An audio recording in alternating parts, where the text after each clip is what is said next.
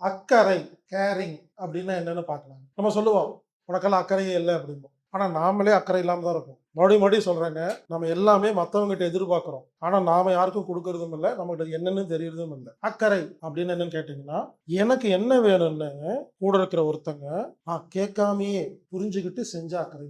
மீண்டும் சொல்றேன், அடுத்தவங்களுக்கு கூட இருக்கவங்களுக்கு என்ன தேவை, என்ன பிடிக்கும், என்ன பிடிக்காது, இப்போ அவங்களுக்கு என்ன ரிக்வயர்மெண்ட்ன்னு பார்த்து அவங்க சொல்லாமலே முக்கியமான விஷயம் புரிஞ்சுகிட்டு அது செய்யறாங்க பாத்தீங்களா, அவங்களுக்கு பேரு அக்கறை உள்ள மனிதர்கள்னு பேரு.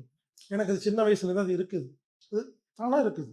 புரிஞ்சுக்கங்க, இந்த வகுப்புல இருக்கிற ஒவ்வொரு பாயிண்ட்டும் எந்த புக்லயும் நான் படிக்கல, எந்த குருநாதர்கிட்டயும் கத்துக்கல. கடந்த 20 வருடமாக தொலைபேசியில பல பேருக்கு ஆலோசனை கொடுக்கும்பொழுது, என்ன அறியாம நம்ம சொல்லும்போது, "அதுங்க அப்படி இல்லைங்க, அது என்னங்க அக்கறை இல்லைங்க" அப்படின்னு நான் என்ன பண்ணுவேன், அத சொல்ல ஆரம்பிச்சேன். அப்போ ஒவ்வொருத்தர்ட்டயும் வேற வேற விஷயம் பேச ஆரம்பிக்கும்போது, இதுவே ரெகுலர் ஆயிடுச்சு. இதுல என்ன விஷயம்னா, நம்ம கூட இருக்கவங்ககிட்ட நமக்கு என்ன வேணும்னு கேட்போம். அதுவே பண்ணாதுங்க. அதான் பிரச்சனை. நான் அக்கறைன்னு என்ன சொல்றேங்க, கேட்காமயே பண்ணணுங்க.